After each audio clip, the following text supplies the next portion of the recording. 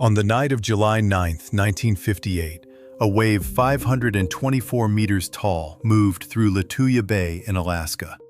Higher than the Empire State Building, high enough to strip every tree off a mountainside that had been forested for centuries. There were 3 fishing boats anchored in the bay when it happened. 2 of them came out the other side.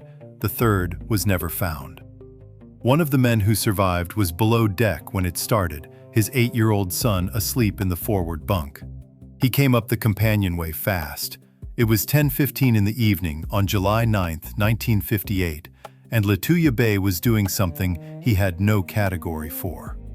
The mountains at the far end of the bay, the north arm, where the bay forked into a T-shape against the Fairweather Range, were moving. Not in the way mountains move in an earthquake, with the general shuddering of the ground. A section of the mountain was falling. A section roughly 3 kilometers wide and 900 meters tall was peeling away from the rock face and dropping, 30 million cubic meters of granite and ice, all of it going into the water at once. The impact, when it came, was not a sound Ulrich could describe to the satisfaction of the people who interviewed him afterward. He said it was like a bomb going off inside the mountain, like nothing else. The north arm of the bay disappeared behind a wall of white water that rose and kept rising. He watched it climb the far slope of the bay and strip the forest from the rock. Trees 200 feet tall, gone in seconds, the bare gray hillside appearing beneath them like skin under clothing. The white wall was still rising when he understood that it was coming toward him, and that he had minutes, possibly less. Junior Ulrich was still asleep when his father untied him from the bunk and brought him on deck. He woke up to the sight of a wave he later said he couldn't find words for, even as an adult, even decades later. He said it was like looking at a moving mountain. He said, "The water was above the mountains." Lituya Bay sits on the Alaskan Panhandle, about 200 kilometers northwest of Juneau, cut into the coast like a notch. From the air, it looks nothing like a normal bay. It's too narrow, too deep, too enclosed. An 11-kilometer arm of water shaped like a capital T, pinched at its entrance by a sandbar so shallow and dangerous that Alaska fishermen told each other stories about it the way sailors tell stories about treacherous straits.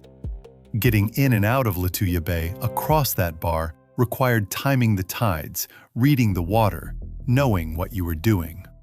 People died on that bar in good weather. It was not a place you anchored casually. What made Lituya Bay the shape it was is also what made it lethal on July 9, 1958. The bay follows the Fairweather Fault, one of the most seismically active in North America, a transform boundary where the Pacific and North American plates grind past each other at roughly 5 centimeters a year. The mountains at the head of the bay are geologically young and fractured, rock faces stressed and cracked over millions of years of fault movement, held in place by gravity and ice, and not much else. The glaciers at the north arm of the bay had been retreating for decades, removing the buttressing effect they had on the lower slopes. The mountain had been becoming more unstable for a long time. The Tlingit people, who had lived along this coast for thousands of years, had a name for the bay that translates roughly as the place where water strikes across. They knew what the bay could do. Their oral traditions carried accounts of enormous waves, stories of boats being lifted over the trees, of the forest being stripped from the hills, of the water doing things water wasn't supposed to do. When Euro-American settlers and fishermen arrived in this part of Alaska, they largely dismissed these stories as myth. The evidence was in the trees, though. Anyone who looked carefully at the slopes around the bay could see the scars, lines where the forest abruptly ended, above which the timber was younger and thinner, growing back from something that had stripped the hillsides bare. Those lines were everywhere around Lituya Bay. They just required knowing what to look at. Megatsunami events had struck the bay before, in 1936, in 1899, further back still, all driven by the same mechanism, fault movement triggering a rockfall into confined water, the geometry doing the rest. The 1936 event had been recorded by a USGS survey party. The 1899 event had been witnessed by Tlingit people and documented by subsequent observers who noted the trimline, the line where old forest gave way to younger growth, at roughly 150 meters above sea level. By that measure, the 1899 event was a significant wave. July 9, 1958, was not comparable to 1899. It was not comparable to anything in recorded human history. The earthquake that triggered the 1958 event measured magnitude 7.8 on the Richter scale. Its epicenter was on the Fairweather Fault, directly beneath the mountains at the head of the bay. The fault slipped several meters in a matter of seconds, sending shock waves through the surrounding rock and destabilizing a section of the north wall that had probably been marginal for years. The rockfall that followed was not a gradual crumbling. The entire section came down essentially at once, 30 million cubic meters of rock and glacier ice dropping approximately 900 meters into water that was about 100 meters deep. The energy of that impact was enormous. When something that large falls from that height into a confined body of water, the water has to go somewhere. The sides of the bay are rock walls. The entrance to the bay is a narrow bar. The only direction with any give at all was up the slope at the far end of the inlet, where the south arm met the north arm. The wave that rose up the opposite slope after the impact reached a run-up height of 524 meters.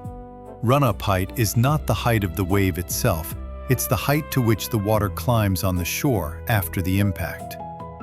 The wave crest as it moved through the open water of the bay was considerably lower.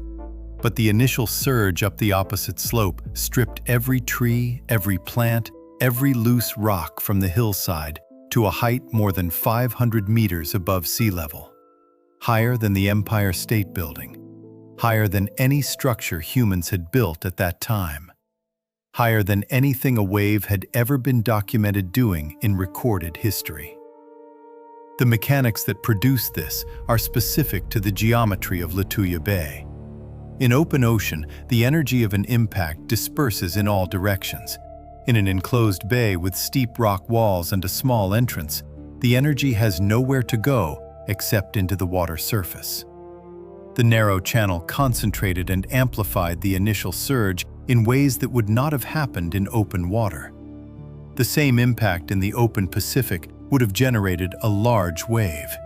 In Lituya Bay, it generated something without precedent. On the evening of July 9, 1958, 3 fishing boats were anchored inside Lituya Bay. Their crews had come in through the bar that afternoon looking for shelter and a chance to fish the bay's waters. It was a reasonable choice on a reasonable evening. The weather was calm, the sky was clear. The earthquake gave no warning. It arrived without precursor tremors, without any signal that anything was about to change. Howard Ulrich and his 8-year-old son Junior were on the Edrie, a 38-foot trolling boat anchored in the south arm of the bay. Ulrich was an experienced fisherman who knew these waters. He had been inside Lituya Bay before. When the earthquake hit and he came on deck, his first action after getting Junior topside was to turn on the radio and call the Coast Guard. He was giving a position report and describing what he was seeing while the wave was still forming. The Coast Guard later said his transmission was one of the most matter-of-fact distress calls they had ever received, calm and precise and specific about location and what was happening. He was also trying to start the engine and pull in the anchor chain at the same time. The chain was heavy and there was a lot of it, and the engine was cold.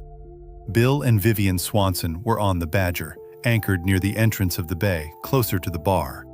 They saw the wave coming from a greater distance than Ulrich did, which gave them slightly more time, but not meaningfully more options. Bill Swanson later described watching the wave approach and deciding not to run.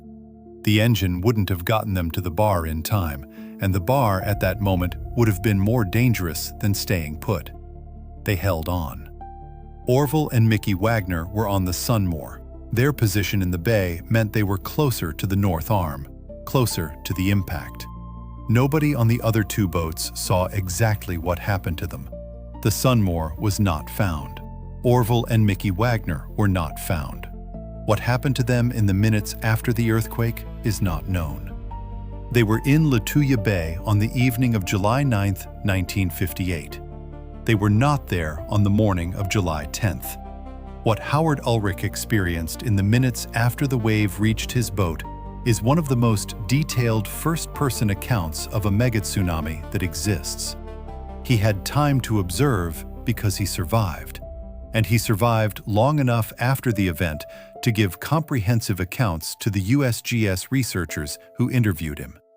He was also, by every description, an unusually calm and observant man. The wave reached the Edrie before Ulrich had managed to pull in much of the anchor chain. The bow went up, the chain went taut, and then it snapped, the whole heavy anchor chain parting under the strain of the water lifting the boat. Ulrich later estimated the bow rose to something like a 30-degree angle before the wave carried them and the angle normalized. They were moving with the wave now, not against it. The speed was extraordinary. He estimated they were moving at perhaps 30 to 40 miles per hour, surfing down the far side of the wave toward the bay's entrance. Junior Ulrich, 8 years old, was holding on to whatever he could reach and watching. He later described looking down into the trees. The boat was above the tree line, above 200-foot Sitka spruce being stripped from the hillside around them. He could see the roots of the trees as the wave passed. Rocks that had been underwater a minute before were now exposed. The trees were going past them sideways. The whole forest was moving sideways. The Edrie went through the mouth of the bay and into the open ocean. The wave dissipated rapidly in open water. Within minutes, they were in relatively normal sea conditions. The boat damaged but floating, the engine running. Ulrich got on the radio again and continued his transmission to the Coast Guard. His son was seasick but uninjured. Ulrich himself had cuts on his hands from the anchor chain. They were retrieved by a Coast Guard vessel within a few hours. Bill and Vivian Swanson's experience on the Badger was different. Their boat was lifted, turned, and at some point inverted. They ended up in the water and had to reach their emergency life raft. Bill Swanson described the moment the wave reached them as the boat going suddenly up and then everything going wrong all at once. He couldn't reconstruct the exact sequence because it happened too fast for sequence. They were in the raft when a passing cannery tender spotted them the next morning and pulled them out. Vivian Swanson had injuries. Both were alive.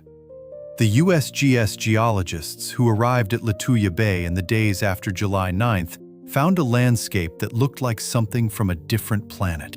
The trimline, the line where the wave had stripped the vegetation, was strikingly precise. Below it, on the slopes around the bay, the rock was bare and scoured. Above it, the forest was intact, untouched, the trees still carrying their bark and needles. The line between the two was almost surgical. Here the wave reached, here it didn't. The geologists measured the trimline at multiple points around the bay. The highest measurement, on the spur of land directly opposite the impact point on the North Arm, was 524 meters above sea level. They checked and rechecked the number. It matched across multiple independent measurements. They published it and watched as other researchers checked their work and came to the same conclusion. 524 meters, the largest wave run-up ever documented on the surface of the Earth. The rockfall deposit on the floor of the north arm of the bay was substantial, a mass of material spread across the bottom that altered the bathymetry of that part of the bay measurably. Two small islands near the head of the bay that had been mapped on previous surveys were gone. The shoreline in the North Arm was different from what it had been the previous week. The glacier that had occupied the North Arm had been disrupted. The bay had been physically rearranged. That line in the hillside told the story of the wave's path with a clarity that surprised even the geologists. They could trace exactly where the initial surge had climbed, where it had reflected off the far wall, how it had propagated down the bay. The wave had moved at somewhere between 100 and 200 kilometers per hour across the open water. It had reached the entrance of the bay in approximately 2.5 minutes from the moment of impact. 2.5 minutes. That was all the time Howard Ulrich had between seeing the rockfall and the wave reaching his boat.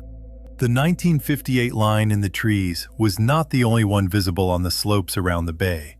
The geologists found older lines, fainter but unmistakable, running across the hillsides at different elevations.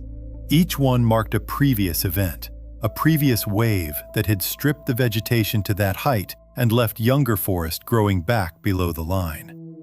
The 1936 event left a trimline at about 150 meters. The 1899 event left one at higher elevation. There was an older line, much fainter, estimated to date from around 1853. There was also evidence of at least one prehistoric event that dwarfed even 1958. A trimline on the north wall at an elevation too high to have been produced by anything in the historical record, the remnant of something that happened before anyone wrote anything down about this place. Lituya Bay is, geologically speaking, a trap. The Fairweather Fault runs directly beneath it. The walls are steep and fractured by repeated seismic stress, unstable at the best of times. The enclosed geometry concentrates wave energy. Every significant earthquake in this area has the potential to produce a megatsunami. This isn't a rare configuration globally. Similar bays exist in Norway's fjords and Greenland's inlets, all sharing the same dangerous geometry. What makes Lituya Bay notable is that its pattern of events is well documented, its trimlines are readable, and the 1958 event was witnessed by people who survived to describe it. The Tlingit oral traditions that describe giant waves in this bay were not myth. They were records. The storytellers who passed down accounts of water striking the hillsides were describing events they or their predecessors had witnessed. Events that left physical marks that are still visible. The dismissal of those accounts by early Euro-American observers was a failure of attention. The information was there. Lituya Bay is still there. The Fairweather Fault still runs beneath it. The rock walls around it are still steep and still fractured by seismic stress. The glaciers at the North Arm have continued retreating, further reducing what little stabilizing effect they had on the surrounding slopes. The bay sees occasional fishing boats during the season, people who know its reputation and watch the bar and keep an eye on the hills. The 1958 trimline is still visible on the slopes of the bay. The forest that was stripped from the hillside has grown back over 60-plus years, but the replacement growth is noticeably younger and thinner, different in composition from the old-growth forest above the trimline. From the water, if you know what to look for, you can see the line. You can see exactly how high the water went. Howard Ulrich gave interviews about July 9, 1958, for the rest of his life. His accounts across decades were consistent. The same details, the same calm precision that had characterized his radio transmission during the event itself. He described his son looking down into the trees with something that sounded less like terror and more like awe. Junior confirmed this in his own later interviews. He said the sensation was so far outside anything his 8-year-old mind had a category for that fear didn't quite cover it. He said it was more like watching something impossible happen. The Wagners don't have a story. The Wagners have a date, July 9, 1958, and a bay where they were last known to be alive. The search that was conducted in the days following the event found no trace of the Sunmore or its crew. What happened to them in those 2.5 minutes between the rockfall and the wave arriving at their position is not recorded anywhere. They were in the bay and then they weren't, and the bay doesn't give anything back. Somewhere on the floor of Lituya Bay, under however much sediment has accumulated in 66 years, there may be the remains of the Sunmore and the people who were on it. The bay is deep, and cold, and largely unexplored at depth. The material that fell from the mountain in 1958 added 30 million cubic meters of rock to the floor of the North Arm. Whatever is down there is under all of that, and it has been there a long time. 524 meters is a number that is easier to say than to picture. The Empire State Building is 443 meters to its roof. The Eiffel Tower is 330 meters. The world's tallest building, the Burj Khalifa in Dubai, is 828 meters. The 1958 Lituya wave reached more than halfway up the Burj Khalifa. It was higher than the Empire State Building, with an additional 80-meter building sitting on top of it. To stand at the base of a 500-meter cliff and look up, that's roughly what the forest on the slopes of Lituya Bay faced in 2.5 minutes on the evening of July 9, 1958. Trees don't process information about incoming waves. They just stand there, as they had stood for hundreds of years until the water hit them. Then they were gone. The question that Megatsunami researchers ask about Lituya Bay is not whether it will happen again. The fault is still active. The slopes are still unstable. The geometry of the bay has not changed. The question is when, and whether anyone will be in the bay when it does. The pattern of events doesn't follow a regular interval, but it's not a once-in-a-millennium rarity either. It's a once-in-several-decades occurrence, driven by a fault system that shows no sign of becoming less active. Howard Ulrich went back to fishing after 1958. He continued working these waters for years afterward. He was asked many times whether he ever returned to Lituya Bay. He said he did, occasionally. The bay looked different to him afterward, not because it had changed, but because he knew what he was looking at. The trimline on the hillsides that other fishermen might not notice. The particular shape of the North Arm where the rockfall had landed. The bare rock at the waterline where the wave had scoured everything away and the new growth was only just starting to come back. He knew what the bay could do because he had been inside it when it did it. Junior Ulrich, the 8-year-old who had looked down into the trees, from the top of a wave 500 meters high, grew up and became a fisherman too. He had looked down into the trees at 8 years old.